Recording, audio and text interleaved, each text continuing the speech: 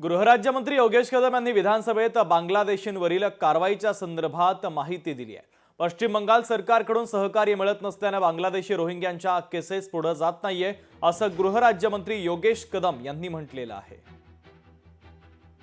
बांगलादेशींच्या बाबतीमध्ये घुसखोरी ही महाराष्ट्र सरकारच्याकडनं ही गंभीर बाब धरून त्याच्यावरती आपण कारवाई करत आहोत। बांगलादेशींना ज्यावेळेला आपण अटक करतो त्यावेळेला त्यांना न्यायालयासमोर हजर केल्याच्या नंतर कन्व्हिक्शन झाल्याच्या नंतर आपण त्यांना डिपोर्ट करू शकतो।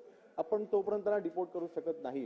डॉक्युमेंट्स जे बनवण्यासाठी ह्यांना जे एजंट मदत करतात, पण हे सगळे डॉक्युमेंट्स अध्यक्ष महोदय 99% डॉक्युमेंट्स हे पश्चिम बंगालमधले हे डॉक्युमेंट तयार करून आणतात। काही महाराष्ट्रामध्ये यांना डॉक्युमेंट दिले जात नाहीत।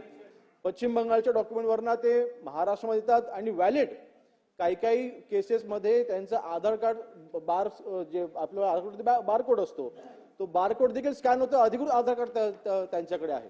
म्हणून नक्कीच ही चिंतेची बाब आहे। मी सभागृहाला आश्वासित करू इच्छितो की कारवाई करत असताना बांगलादेशींची घुसखोरी थांबवण्यासाठी आमचं सरकार हे सक्रिय आहे। लोकशाही मराठी ऐका, पहा, जागरूक रहा।